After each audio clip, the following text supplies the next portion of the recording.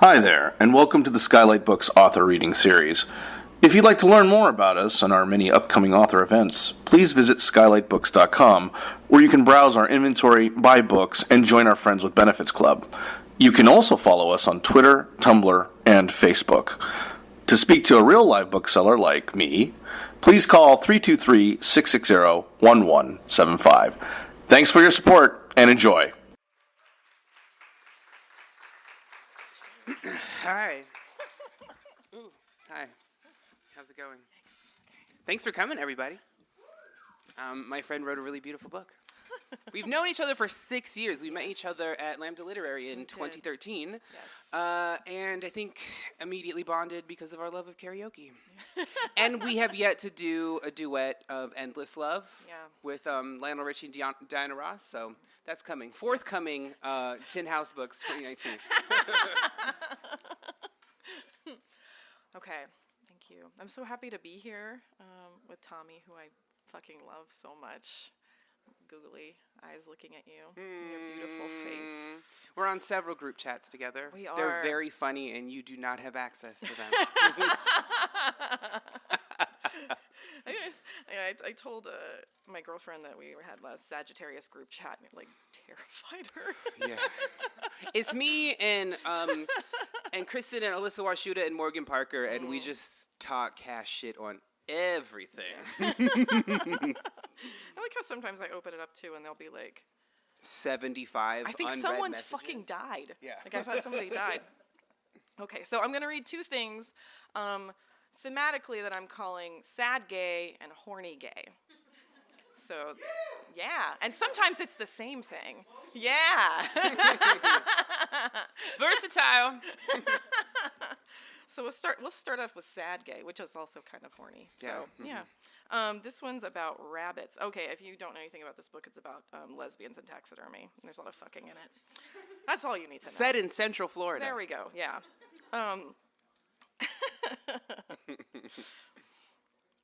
Movement under my hand broke the spell. Don't stop. Why'd you stop? Fingers splayed wide on her bare skin, I prayed the fluttering away. Let myself think it was an anomaly. Maybe her stomach was upset, something that could be quickly cured by antacids. Here, like this. Brynn moved my palm from where I'd cupped her belly button and dragged it down lower until it edged the thin lace of her underwear. Shadows licked her skin, dotting her breasts and hips in dripping gray. Rain drummed against the driveway and the wide oaks in a thick, continual beat that slurred into white noise. We were cocooned in a nest of blankets that smelled like my father's aftershave and my mother's lemon talcum powder. A single tap against my temple. Where'd you go? Her nose dug into my neck. She snuffled, rooting around, and I curled my head to the side, trying to trap her there. My arm slid around her stomach, and then I felt it again, a kind of squirming. A wriggling set low in her belly. New life burbled and popped. I'd felt it there before. We both knew what it meant. She rolled away and propped her head on her folded arms, staring out the window. Yeah, she sighed. I know. That morning, I'd said bunny bunny to my 4-year-old nephew as I walked into my parents' kitchen. He was standing at the counter with my mother as she pressed orange halves on a citrus squeezer. I smiled at him and he smiled back, his mouth a solid block of orange from where he'd bitten down into a stray segment. What's bunny bunny? Bastian mumbled, tongue working around the peel. He choked, and it was a wet, sticky sound. Poor Florida baby couldn't handle the constant pollen, drifting onto all our cars and staining the roads yellow. It made him hack and wheeze, a 40-year-old smoker's cough, pale eyes forever bottomed out with purple smudges. Keeps us safe from monsters, I said. I dug the peel from between his lips, tossing it into the overflowing garbage. Milo, my brother, never took out the trash, said he was too tired when he got home from work. Brynn said he never had time for her, that they never had sex anymore, and I was fine with that. Bunny bunny means good luck. If you say it on the first of the month, everything will turn out perfect, just how you want it. Bastian closed his eyes. Bunny bunny. He held up one finger and blew on it like you would a birthday candle. It rained every day that May, sky drowning the world at 4 o'clock before the sun came out again to boil the leftover water off the pavement. The world cracked open and smelled fresh cut, seeping green over everything. I drove with the windows down and inhaled the world.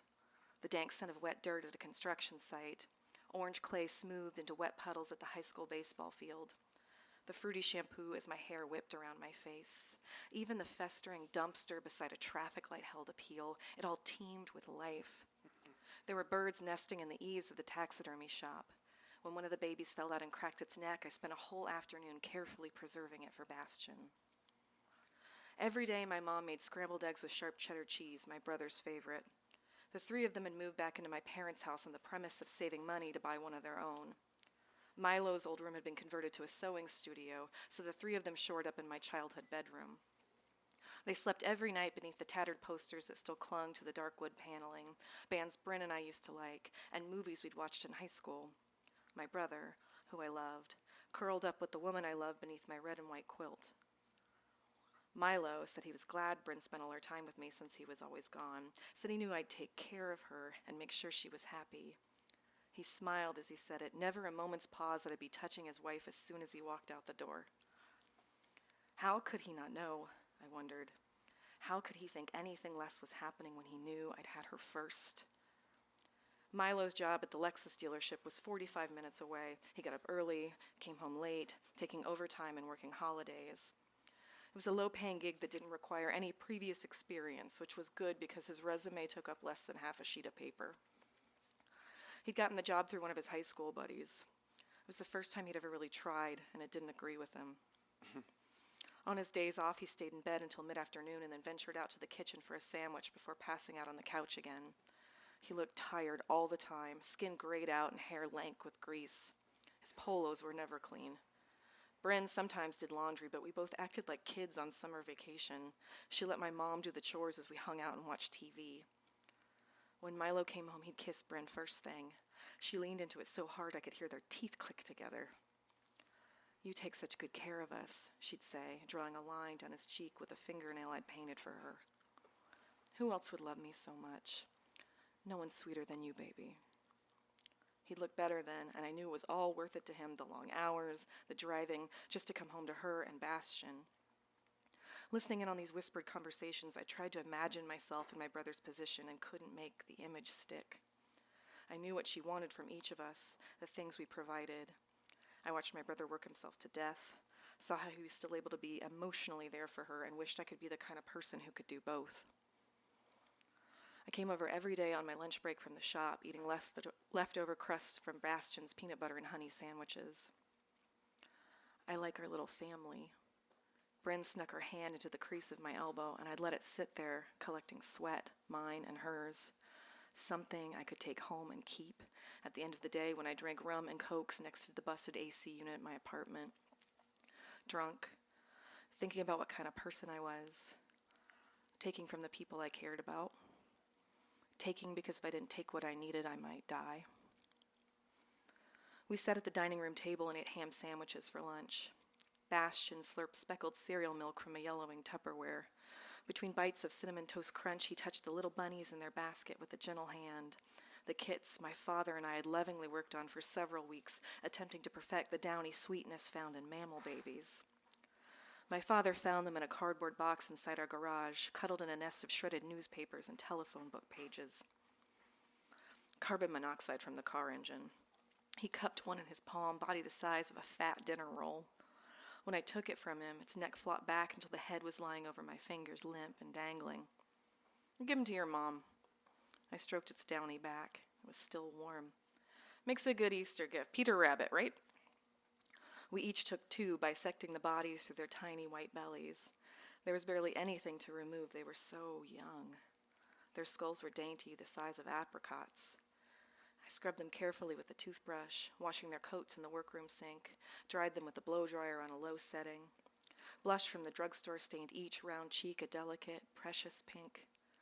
I darkened the lines of their eyelids with Sharpie. Peter's black eyes were taken from a beaded purse that a well-meaning aunt once gifted me, a look Brynn described as 40-something soccer mom goes on a post-divorce date. My mother held the babies and cooed like I'd finally given her grandkids. "Darlings."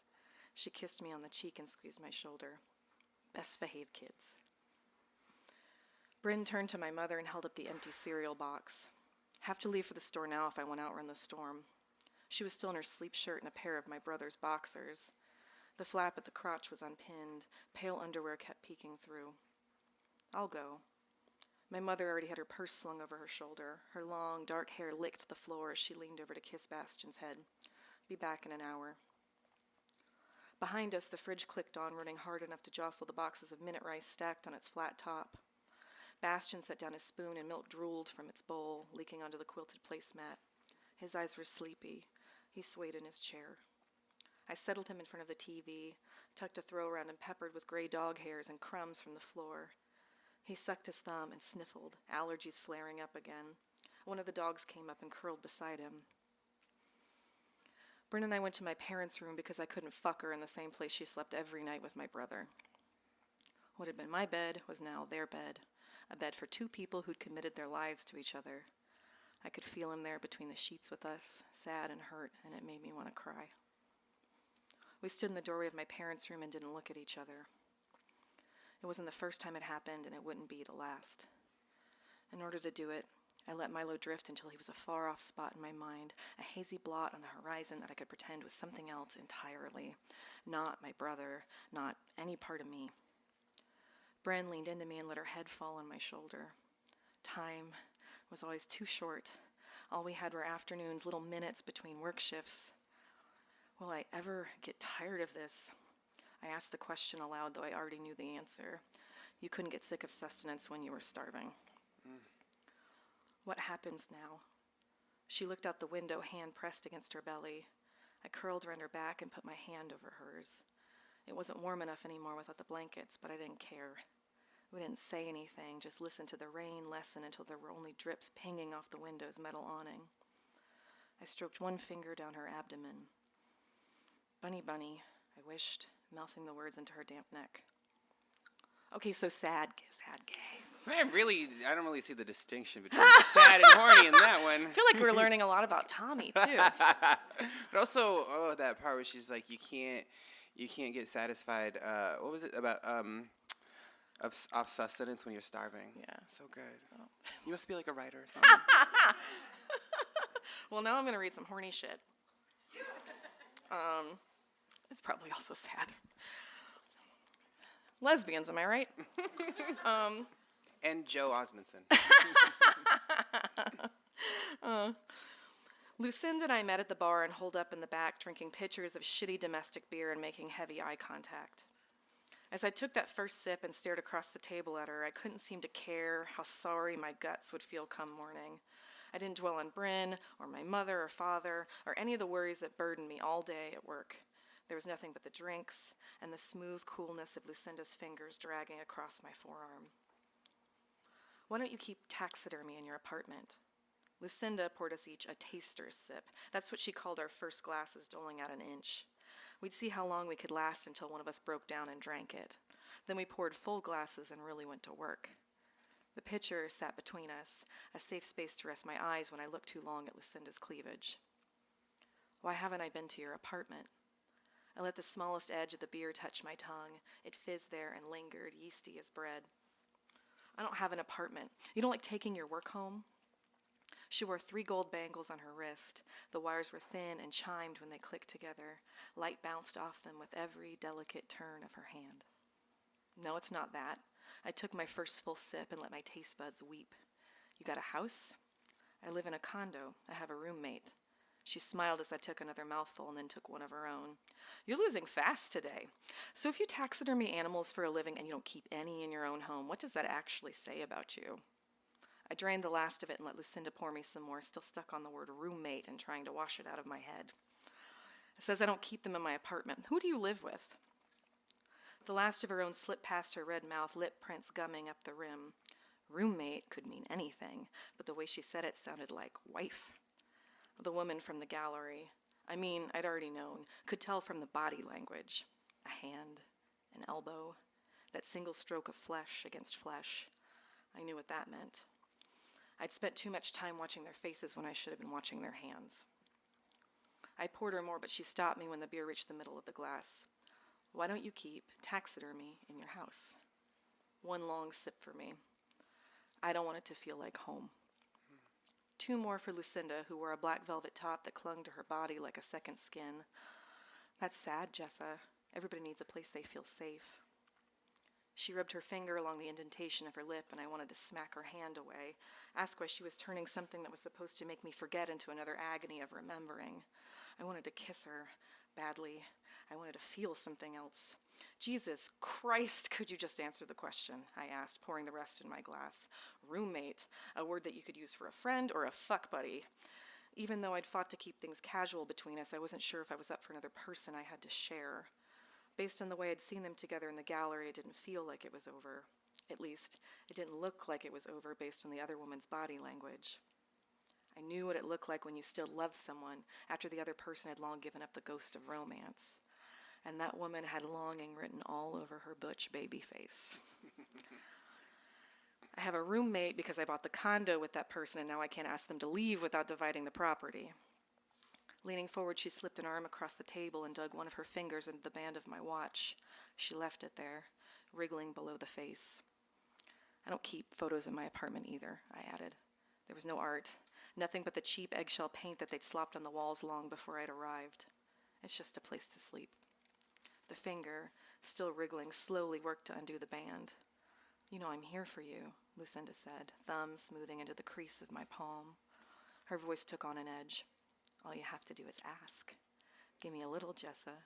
Trust me not to hurt you. Trust was a word that carried too much with it. Things were already moving too quickly, unsurprising given the fact that so many queer women U-hauled after the first date. It wasn't how I operated, that level of emotional openness, but even the ladies I casually slept with occasionally tried to make things more than they were. I could feel it happening with Lucinda. I thought about her constantly, ignored her when she wanted attention, then got upset that she might be seeing someone else, knew that she was seeing someone else. I didn't know what I wanted. I exhausted myself. Lucinda took the watch from my wrist and turned it over. My father's, the one he died in. I wore it every day. The band slid smooth from his skin and my grandfather's too. I could tell her all about me, maybe feed her bits of myself. But what happened when you chummed the water was that the biggest predators showed up and ate everything. There was no giving a little. It was all or nothing. Large patches of sweat lined the back of my shirt and ran below my arms. I drank the rest of my beer, and then I drank hers. I'll go pay the check, she said once I drained everything and was looking around for more to dump into myself. Outside was dark and unusually still, no noise, not even a rumble from the cicadas. Lucinda placed her hand at the meaty joint of my hip and squeezed, twice. I clenched up both times. It's quiet, I noted stupidly. Lucinda nodded. How come nobody ever sees cicadas? She leaned into me, smelling like the cinnamon mint she always chewed after drinking. What? You hear them here all night, especially in the summer, so how come we don't ever see them? It was a good question. Cicadas always hung out in the tops of the oaks, secreted away in the bark, or tucked below thick clumps of Spanish moss. There was a lot of shrieking, but I'd never seen them crawling anywhere. I have part of one, I confessed, breathing in her sweet smell and licking my lips. The shell is called a carapace. Lucinda's hand crept down to the V of my jeans. She pressed there lightly, waiting. There was no one else outside. The sole streetlight flickered overhead, one spasm, two, and then went out. Darkness overtook us. I leaned back into the side of my truck and let her navigate. She rubbed me gently, then stopped with her other hand wedged beneath the breast. Tell me more about the cicada. She licked the lobe of my ear, sucked at it. Everything you know about them. Not a lot. I breathed out slowly, considering my words. I just have the shell. Found it in my backyard. Every sentence prompted the movement of her hand to a different place on my body. First, she rubbed the tender inside of my forearm, then slipped below the hem of my shirt to stroke the skin above my navel. What else? Her breath was a heavy, live thing in my ear. It was hard to collect the memory. Her fingers crawled over my ribs, slipping delicately beneath the wire of my bra cup. It was under the basketball hoop by the shed. My brother tried to crush it with a basketball, but he kept missing. One finger lazily swept along the bottom of my breast, just barely grazing my nipple. What did it look like? Waxy yellow, like cellophane tape. What did it smell like? With the other hand, she scraped along the seam of my jeans back and forth. lightly at first, and then hard enough I could hear the scratch of her nails against the fabric. I took in more air and paused, the memory bursting from static fuzz at the back of my brain. Nothing. There was nothing to smell. What I'd done was taste it, licking a hole right through the middle of the thorax. Brynn dared me to do it, dared me to touch my mouth to the hollow shell, holding it up like she wanted me to give it a kiss. A bit of it came away from the body, stuck to the tip of my tongue, and it melted there, gluey, the way that tapioca pearls tasted when stripped of the pudding. Brynn screamed and ran back into the house, leaving me there. I cupped the body in my hands like it might try to escape too. Lucinda rubbed hard and fast, and I came, teeth digging into my lip until I could taste the copper of blood almost bursting through the skin. I grabbed her wrist when she kept going, and the spasms were undercut with the roughness of my jeans grinding into my crotch. A man opened the door to the bar, and light from inside expanded outward in a bright circle. We climbed into the truck, and I let her take us to my apartment. She drove 5 miles under the speed limit, struggling over the clutch whenever she tried shifting higher than second gear. Hunched over the wheel, white-knuckling on the stick shift, she looked frail and small. Not the kind of person who could bring someone to orgasm in a public parking lot. There was danger in being around a person so malleable. She could be anything I wanted. Sweet, shy, hard, careful, lovable. Her layers were cracking open. I worried what I'd discover about myself if I dug into her too deeply. "You're stripping the gears," I said, laughing at her pinched expression. She drove like an old lady. She drove, I thought, like my mother. Get a rhythm going. Sex rhythm. You know that, right? Lucinda slapped my hand when I tried to shift for her. "Next time, don't drink so much you can drive." Fine. She was cute, weaving all over the road. Cute, but scary. "Speed up, we're going to get pulled over." The truck lurched into third, and I clutched the seat, hoping we wouldn't stall out. Back at my apartment, Lucinda asked to see the cicada. I pulled a Tupperware from the back of my bedroom closet and found it shrouded in newspaper at the very bottom of the bin, buried beneath a couple of Brynn's old T-shirts and stacks of Polaroids I couldn't bear to look at. Us at birthday parties, sleepovers, opening gifts at Christmas, pictures of Brynn holding the kids, wearing only a nightgown. The two of us crunched together on a dirty, strange couch in purple and pink Halloween cat ears. The shell disintegrated a little where my tongue had poked through, but the head was still completely intact. It sat cupped in my hand as Lucinda hovered over it, drinking the last cold beer from my fridge. Why was another woman always finishing my beers?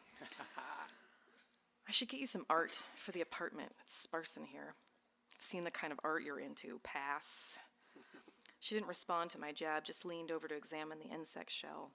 Condensation dripped off the bottle and landed on my palm, swirling down toward the carapace. I tilted my wrist so it dripped down my arm instead. "Fine, no art. Put up some photos, Jessa, mementos."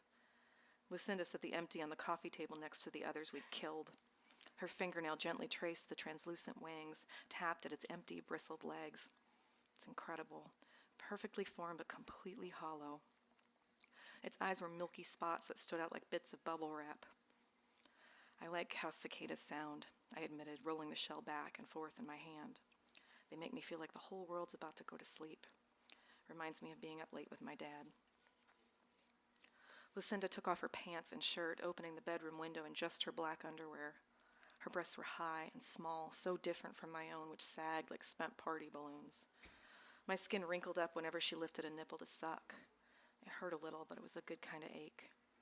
When she came back to the bed and tried to kiss me, I pushed her away and kicked off my boots, my jeans. I thought about her roommate, a woman just like me, waiting at home for her, and then I kissed her to make myself forget about all of it, think only about the body, how it would open for me, be the thing that I needed. She lay back on my unmade covers, still rumpled from the night before, had me set the carapace of the cicada on the plane of her stomach and the fallen divot between her ribs. We watched each other through the open hole of its body. I could hear the live ones screaming again outside in the trees, high and shrill. When my mouth touched the opening to her body, her chest rose abruptly. The cicada rolled forward, ready for flight. Thank you. Thank you, friend. Thank you. I love how much gay sex is in your book. Thank you for that.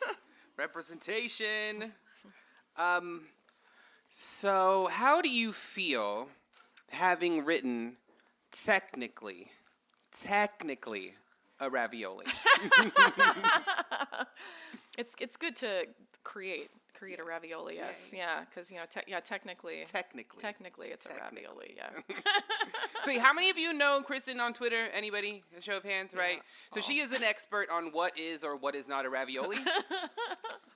So I wanted to open this up with a game because I'm a fool, and also like we're gonna talk for a little bit, but not for that long because we have alcohol to drink and times to catch up on. Yeah. So I want to play a game with you called "Is This or Is This Not Technically yes. a Ravioli?" Right. Yes. Okay. A grave. Yes. Technically, a grave is a ravioli. Technically. Technically. When I'm giving a hand job, fuck you. are my phalanges a ravioli? Oh my God. Yes. Technically. They're technically a ravioli. Technically that's a ravioli. A volcano. Yes. Technically that's a ravioli. Technically. Technically. A cloud. Yeah, I'm going to go yes on that. Technically, yes. Technically. Yeah, The phrase, "I wandered lonely as a cloud," is that technically a ravioli?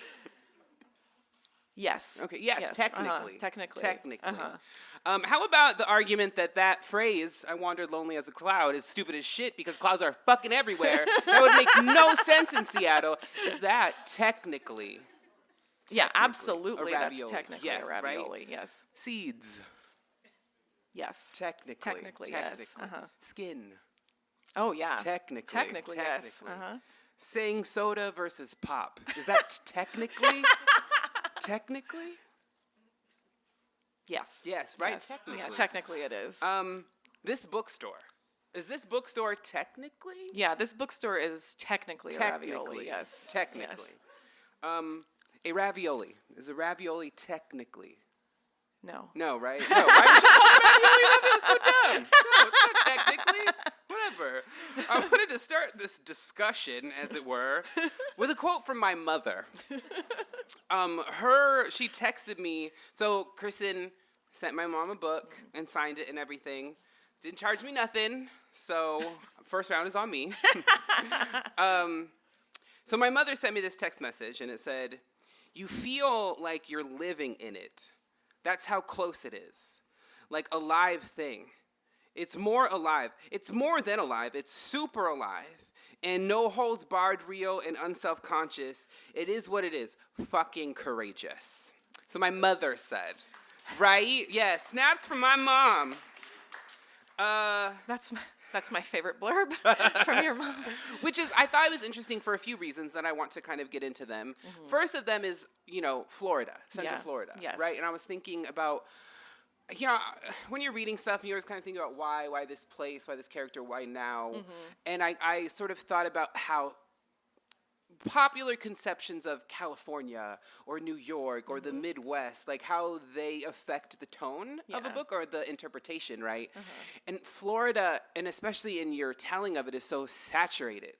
Saturated with humidity and with heat, of course, and also bacteria and bugs and the pollen and everything. I mean, is that why Florida? Yeah, I mean, I love, like your mom saying, it feels like a live thing, because I think for me, thinking about Florida, which is very much home to me, like I'm third generation, like Central Florida, and like the thing that I think about when I think about Florida is just how specifically alive it feels. Like it feels like a living, breathing thing. Like it is. I mean, it is a thing too, where it's like living in Florida. It's like it's like constantly trying to take itself back. Is what I like always saying. Like right, like having bugs are just in your house all the time. Like lizards, like a million lizards in your house. Like the plant life actually is like, I have to go outside because the air conditioner will break if I don't like yank the vines that are growing into it, like out of the side of it. Like, so there's this like very live feeling. Although somebody asked me the other day, they were like,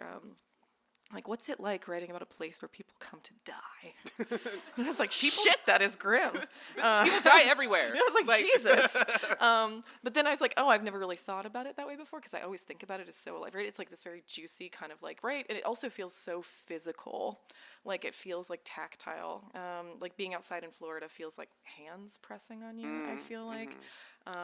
It's just like, it's a completely physical experience. And, but it is also a place I guess people do come there to die. Like, right? Like all that death kind of just breeds new life. And so it's maybe a cyclical kind of thing like that. But it really, to me, just, and also I wanted to write about the Florida that I personally experience, which is this very lived tactile thing. And I didn't like writing against like other people, writing about the state in this kind of very broad way, which is very interesting to me because like Florida is like Miami is not Orlando, is not the fucking panhandle, but like people write about it in this kind of way that it's all like contained in that way, and that's obviously not how it works. I mean, people who even had books come out recently are writing about very different Floridas than I'm writing about. Like Takira Madden's memoir is writing about Boca in a way that's like very different than what I'm writing about, but it's also very physical. And then like Jakira Diaz has been writing like essays about Miami, and that's obviously like a completely different lived experience, but also extremely physical in that kind of way. Yeah. I also think that people who don't live there or aren't from there or don't visit there regularly, it's the same thing with people who don't know California, where they think San Francisco is Los Angeles, is San Diego or something like that. And you're just like, actually very different parts of the state with their own identities or whatever. I also think this idea of it being very alive and being saturated and also being about taxidermy is really interesting. And I thought like about how you're plucking some narrative threads in there that have to do with like gentrification too, or like areas being remade. You know, and I thought it was very interesting in the context of taxidermy and this thing of impermanence and preservation. And I'm wondering, that made me wonder something very specific craft-wise, which is like, how much of these things fit together as you're writing them, and how much of them are part of the plan as you're going into it? Oh, wow. I wish I could say I had any kind of plan writing anything fucking ever. The answer to that is no. It's just like, what the fuck is happening? I'm like, sometimes I'll read back through too, and I'm like, oh shit, is that what I was doing? Like, oh wow. Raviolis everywhere. But it really was like a lot of that too, thinking about, because I call it this kind of like purposeful amnesia specifically in Central Florida. There's this like way that people are trying to like things will disappear and new things will crop up there, and then the thing that was there is forgotten. But it's this purposeful structuring, which I think you're right, is like taxidermy is like that too. Like taxidermy is a memory, but it's a specifically constructed memory. It's not like necessarily a real memory, it's a construction, and that's like a lot of personal narrative. Right. Well, you fix the thing, you open its wing, you know, you cover the holes where it was shot or whatever. It is like but I mean writing. You know, like it's a preservation of kind. But it's curated. There are these words that live on in the future.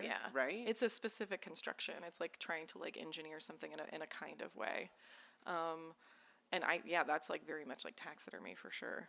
Well, I thought, so there's a passage, I think page 45, where you say this is what Central Floridians do, pave over everything so they could forget what's been there before. And the park where the Seminole once lived had been raised to build a carnival space, which in turn had been repurposed for a power building that eventually became a Publix, right? So it's not only the land reclaiming things, like the land, like, I mean, it's not only nature reclaiming the land, but the land is reclaiming, remaking itself all the time. And I think that's interesting too, to have a main character, which I don't identify with this way at all, so I'd use a lot of my imagination, but it's like somebody who's like terrified of intimacy and like only dates people that they don't like because they don't want to be hurt or whatever. Like, stretch!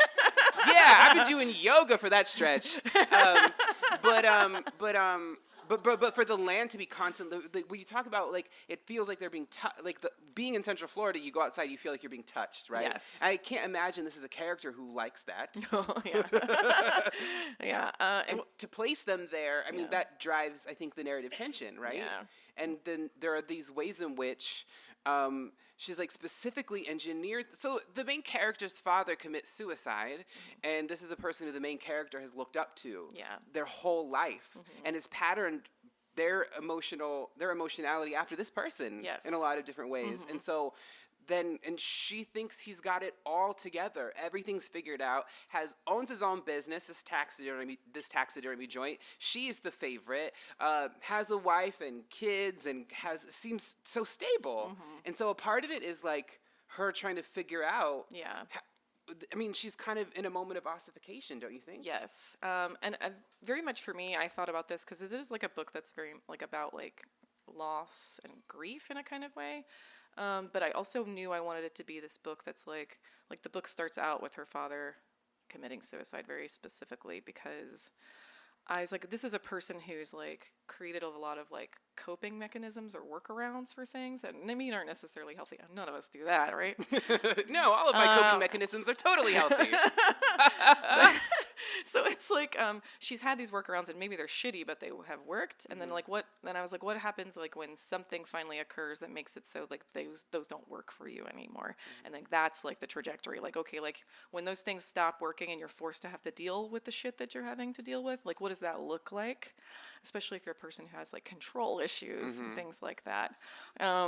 Which I don't know. Yeah. You're a fiction writer. You're just making all these things up. Yeah.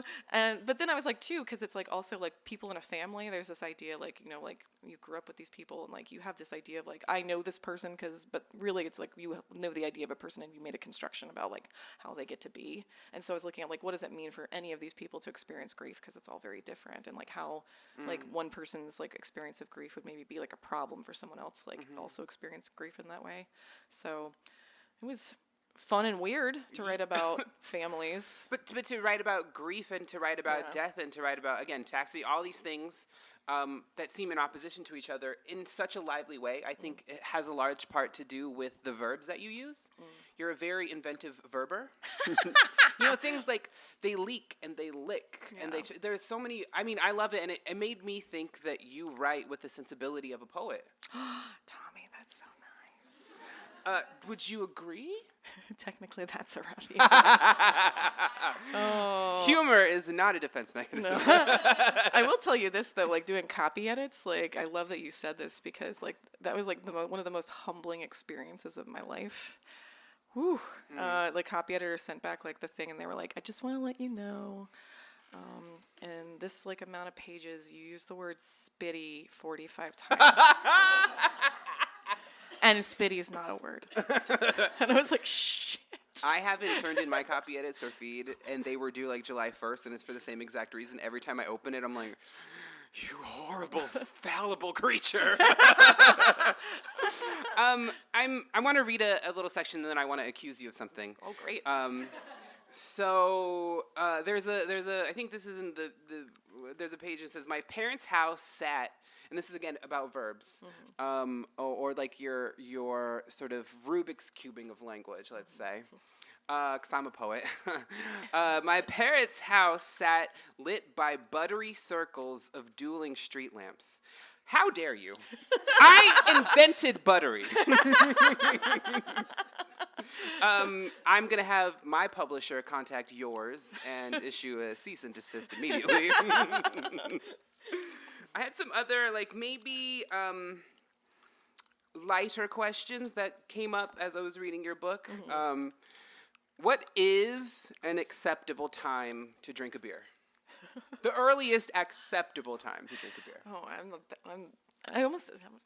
I can really tell a lot of myself, because I was like, I'm the best person to ask that to, and I meant it. Well, also it's something that the main character states at certain points, like, I wish it was socially acceptable to have a beer right now, and I have had that thought so often. Except when I'm at the airport, because it's always 5 o'clock at the airport. It's true. Yeah. People are doing a lot of shit at the airport. It feels like the public library at the airport. And I say that as a librarian. So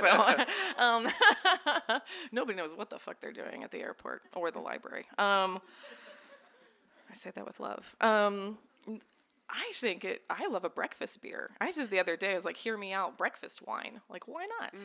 Yeah. It's like a fruit. Yeah. Beer's like bread. Sure. That's like technically toasted jam. You could have both. Which is technically a ravioli.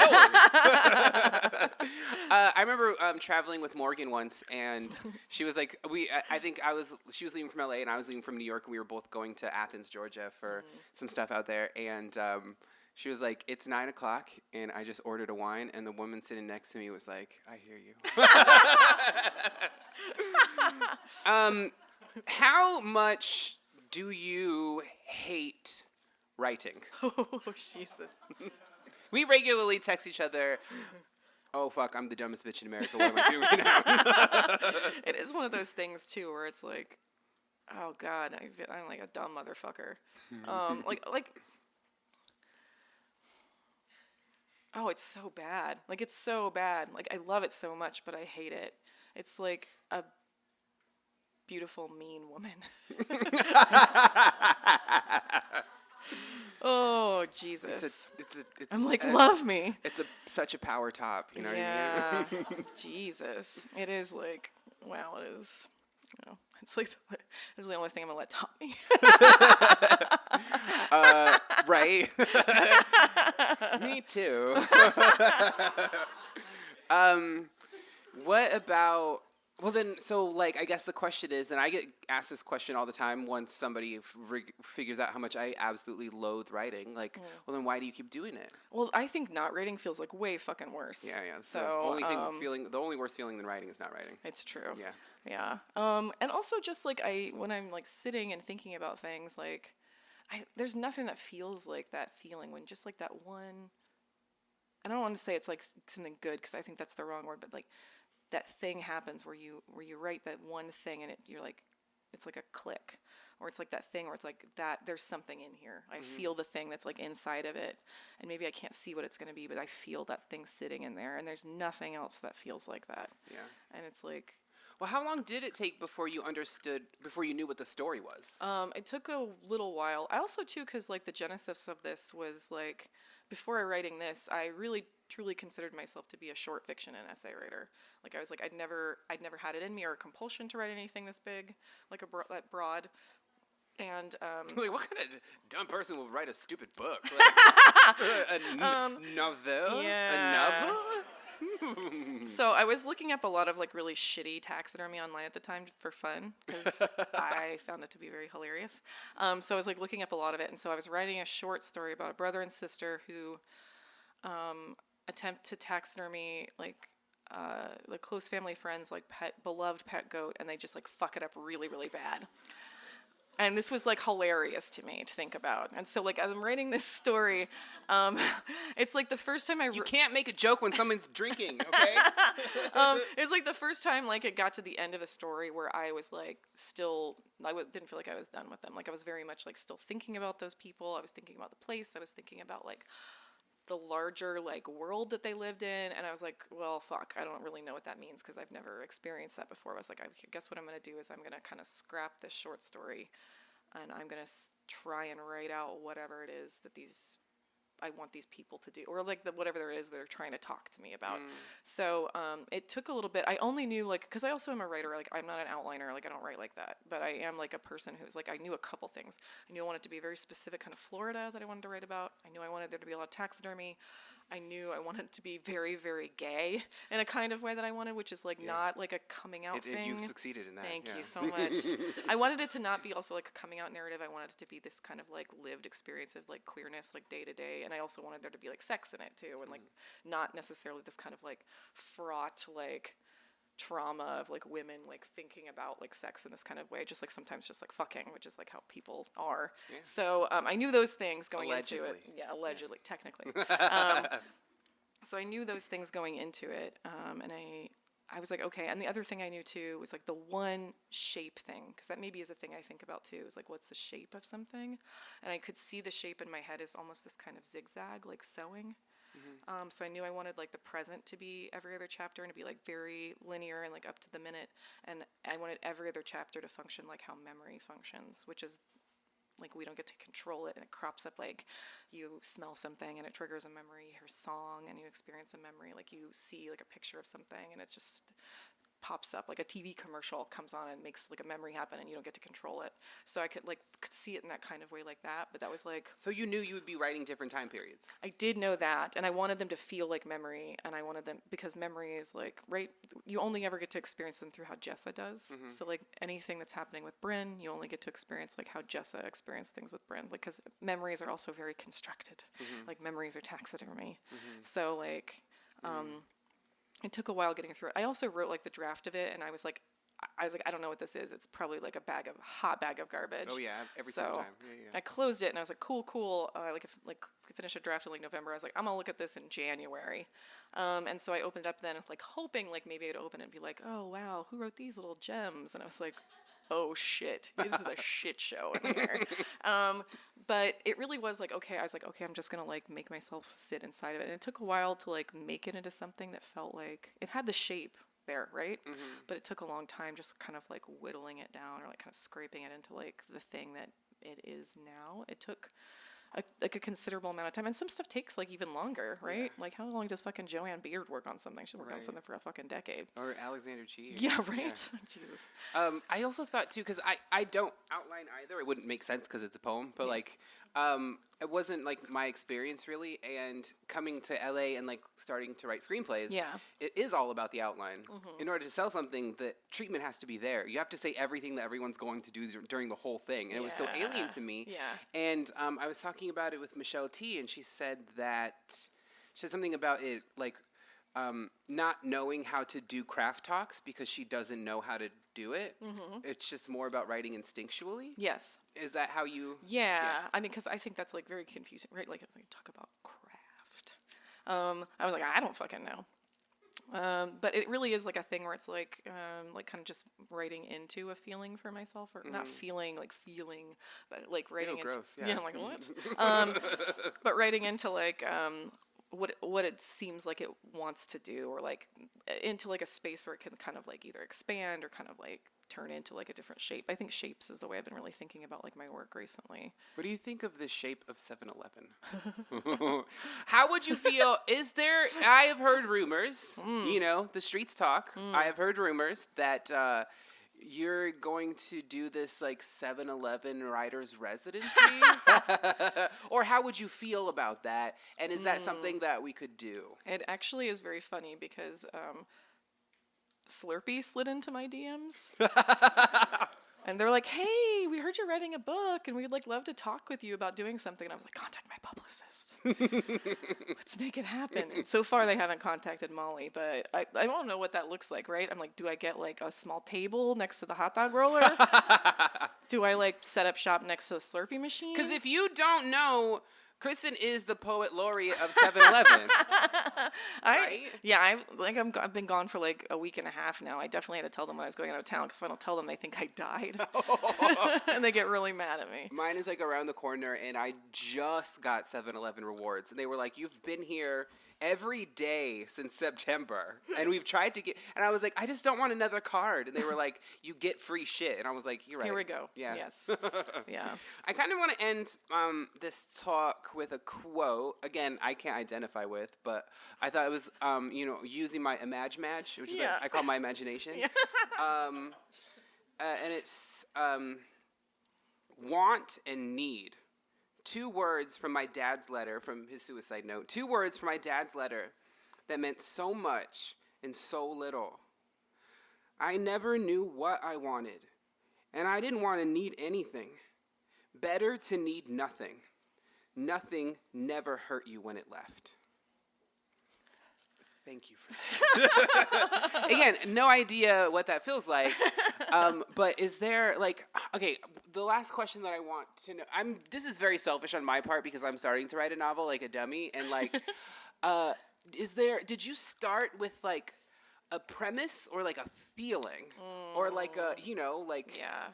I think it was just like the kind of the ghost of an idea, like the kind of small, like, I keep saying shape, but it felt like I was like, okay, I kind of see something in here. Like, and I knew maybe that was it too. I was like, I know I want to write about these people and I want to write about this place. So if I know that, then I can write into those people and place and see where they kind of like manage to walk into or like kind of like interact with each other. And that's what happened. Like there was like a lot of things too where it's like when I went to write it, I was like, oh shit, like I guess this is happening in here. Like I won't spoil it either, but there's like a whole scene with like peacocks and like then maybe being run down with a truck. And I was like, oh, I guess I'm writing this now. Like this is a thing that's happening in this book. But it really was like, I was like, okay, I feel, because I didn't know what I was doing. Who the fuck knows what they're doing? Like maybe like it scares me more if someone thinks that they do. Yeah. But it was like a thing where I was like, okay, I know I'm gonna write up these people in this place in this kind of queerness that feels like the kind of thing I want to read as a reader. So if I can write into that, then let's see where it goes. I think not knowing how it's done, retaining some kind of sort of like artful ignorance or something, it's really important for some things. Not if you're like a pilot or whatever. Like I want some people to know exactly what they're doing. I want to be surprised where we end up. I mean, the reason I asked that is because I felt like that little passage was like an emotional through line or like a kind of Rosetta Stone for the whole thing. I started to think of everything in terms of like wants and needs in this book in particular. Yeah. And I was like, what does Jessa want? Yeah. What is she? I mean, I think she's telling us things. I don't think she would be very comfortable with us knowing this much about her. Yeah. You know what I mean? Like she would hate this like narrative eye or whatever. She would hate the gaze. Yeah. She doesn't want to be seen that way. Yeah. I think that it's very interesting to think about her too, because I think she's like the funniest character in the book, because she's like, first of all, I think like when someone tries to be like that much of a control freak, I think it's very funny. Just the hilarious idea that anybody can control anything that's going on in life is very funny. But also like she's like there's always things going on around her that are funny, and she like never gets the joke. Yeah. She's like, pun intended, she's like the straight man. But she's like she never sees the things that are going on, and I find that like wildly hilarious. Also, she's really disturbed in a way that I find hilarious. So she's just like, she's like, I can't see a person without wondering what they would look like as a taxidermy. And I was like, sometimes that disturbs me, and I was like, me too. That really disturbs me about you. That's weird. But a weird thing about your book in a way that it works is that when it started out, that was weird to me. Yeah. And then as I read it, I drank it. Yeah. I was like, oh, yeah, I mean, I guess that is what a person will look like when they're taxidermy. Like, this is totally normal. Thanks, Jessa. So does anybody have questions? This might sound a little weird, but after you say the question, I'm going to say it back, because sometimes, because it's getting recorded through here, and I've noticed that on some of these, it's hard to hear the question when you're listening back to the audio. I'm curious about the taxidermy research that you did. Yes. Because I know nothing about it. So yeah. Did you actually get to go see someone do taxidermy? I did a lot. The question was about... thank you, Tommy. What was your research like for this taxidermy angle on this novel? Mostly dead things. I did a lot of, I'm also a librarian, so like research for me is like, that gives me like a boner. But so I did a ton up front where I watched a lot of videos, which you'd be shocked at what you can look at, and you shouldn't do it at the reference desk when you're on your lunch break, because maybe people walk up behind you and see you looking at somebody scraping a boar out. But I did a lot of that. I bought a lot of like specific books. I went into a lot of like web forums where people were interacting with each other and talking, because I wanted to see like the actual language that people used. And that was another thing too, and it's something like that really made me think too about like vulnerability, or like the idea of like what is like high or low art, because in this web forum it's like a very specific kind of traditional masculinity, a kind of masculinity that's like generally like making taxidermy. And in these web forums they'd be like talking with each other about like, you know, like okay, like tips and tricks and things, but then also like showing their art to each other. And that's what they would be like, here's what I made, and then there was this like very interesting like tenderness and vulnerability about these things that they made. And I was like, oh, because it's taxidermy and because it's like something they killed, they're allowed to have feelings about art now. And that was like, I was like, wow, this is like extremely interesting to me. And so like I thought a lot about that and kind of I did not do any taxidermy. I grew up around a lot of it. I bought one piece of taxidermy. It was a squirrel on a Barbie beach cruiser. And I bought off eBay for $19.95.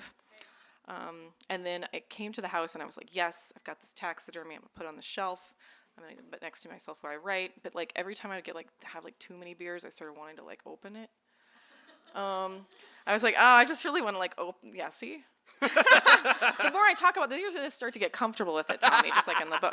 But I was like, I really just want to see what it looks like inside because I wanted to like, so like finally like one night I was like, fuck it, I'm like opening this shit up. I went and got like a knife out of my kitchen and I was like, I'm going to throw this knife away and not keep it. It was just one I stole from Chili's. But but then I was like, okay, I'm gonna like open it up, and actually it was like so satisfying to me because this squirrel was like fucking buff. Like I was like, this squirrel looks like muscular. Like it's done a lot of Barbie Beach cruising like on this like bike. But when I opened it up, it's like totally hollow, like completely desiccated inside. And so then like thinking about like how this thing was like shaped into the shape it was imposed, but then actually the interior being that hollow was like, wow, this is like so interesting. So then I had to throw all the pieces away because all my dogs like lost their shit after I like tore open this taxidermy in my house. And also the language is not sexual. Yeah. I mean, these are like mounted, you know what I mean, and they're posed or whatever. Questions? Yes. How did you know when it was time to stop doing research? Oh, because I knew I was starting to do it instead of wanting. I knew I didn't want to write. Yep. So, and the thing too is I told myself I was like, okay, I'm going to do a lot of research up front, but then I knew as I went along writing, I was still going to have to do that research because I wanted taxidermy to be so present in the book and to be like extremely visceral and like so tactile that I was like, anytime I did an animal, I knew I'd have to like, if I didn't already kind of look up what that was like, I'd have to look it up. So like anytime a piece of taxidermy appears that they're working on, I looked up how to taxidermy that thing, or I spent time like in a book or like doing a research on it. But it really was one of those things. I think we all know when we were like sitting and doing like research as a way to be like, we went down like a Wikipedia rabbit hole instead of doing any fucking writing. So yeah, like I think we all kind of know when we're doing that. Like we kind of lie to ourselves about it, but we're like, bitch, no, you're just not wanting to work on this. Like you just don't want to do any writing. I really love the way you write about sadness, and something I really got. I mean, I love being sad gay. Wow. Something I really loved about the book was Jessa kind of realizing that her sadness towards Brynn was her way of preserving her memory of Brynn. And when do you think like your sadness stops kind of belonging to you and like being just your like emotion and it being a way to like preserve something else? When do you feel like your sadness... No, it's okay. This is a part of it. When do you feel like your sadness stops being the emotion and starts maybe being something pathological, right? Yeah. And I think specifically like in this book, I was like trying to explore that. I think when it becomes a thing that you're mythologizing, a thing like where like nostalgia is like a very like great, like it's like a dangerous thing. Like nostalgia is this like thing that's like the lure of nostalgia is very heavy for people. Like it's this way of like really trying to remember something in a very specific kind of like fond way that's not allowing for any of like the other shit that's attached to it to kind of be present. So I think, I mean, it's hard as a person to know that. I don't know. Like in the writing, like I'm like, let me know when you figure it out because I don't fucking know. But it's like in the writing, I was like, okay, well maybe that's a thing then. Like when we start to like really mythologize like relationships and like aren't able to like, and maybe it's like when they affect like the way that we're able to have intimacy with future relationships. If they're like shaping how we're able to have any kind of future relationships with anybody else, then that's... I don't know what that's like either. And I was thinking about that too, because I think like, right, like first love is this like beautiful, horrible thing that like very much shapes us. But then like specifically for like a lot of queer people, like first love is this thing that's maybe for a lot of us like secret and hidden already, and we don't really understand a lot about ourselves, and it's like this kind of like thing that like helps us, like we're learning as we're going along. So like not only that, but it's like becomes this extremely embedded like way that we're like, this is how I experience intimacy, and it's like so precious. And then when it like inevitably for the most part like fucks up or falls apart, it becomes this thing where it's like really like tattooed on our brains about like this is in like, I mean, good ways, but also like a lot of bad ways. We allow ourselves to kind of continue those patterns of behavior. Right. If the love or the relationship or the sex itself was like pathologized to begin with, how do you remember it without also turning it into another pathology? Let me know when someone figures that out. Stop laughing at me, audience. Hooks are spinning wildly. Anybody else have a question? Sorry, Second best state after Florida. I just have to say California right now.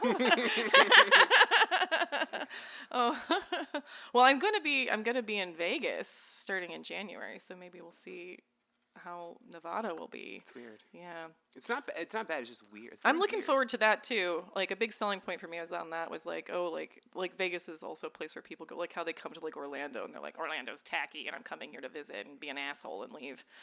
So maybe that was like, I was like, we've got that in common. Vegas, yeah.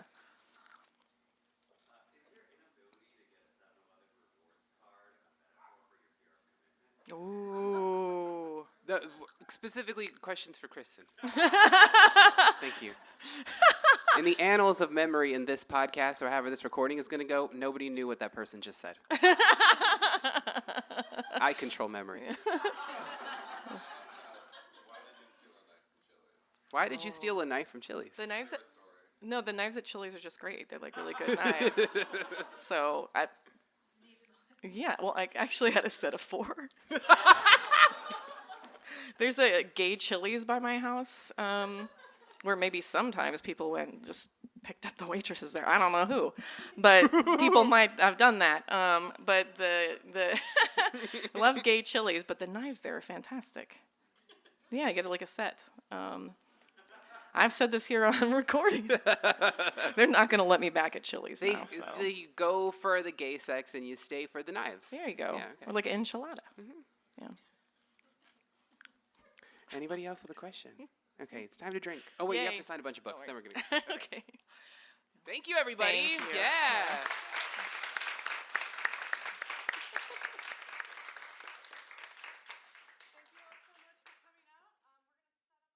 You've been listening to the Skylight Books author reading series. Don't forget, you can listen to this and all of our other great podcasts at skylightbooks.com. Thanks again for stopping by, and we hope to see you soon.